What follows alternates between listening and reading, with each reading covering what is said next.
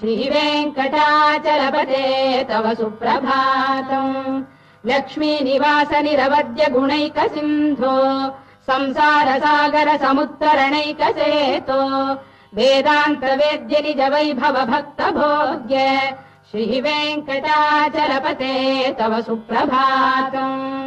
इत्थम् वृषाचलपतेरिह सुप्रभातम् ये मानवाः प्रतिदिनम् पठितुम् प्रवृत्ताः तेषाम् प्रभातसमये स्मृतिरङ्गभाजाम् प्रज्ञाम् परार्थसुलभाम् परमाम् प्रसूते इत्थम् वृषाचलपतेरिह सुप्रभातम् ये मानवाः प्रतिदिनम् पठितुम् प्रवृत्ताः तेषाम् प्रभातसमये स्मृतिरङ्गभाजाम् प्रज्ञाम् परार्थसुलभाम् परमाम् प्रसूते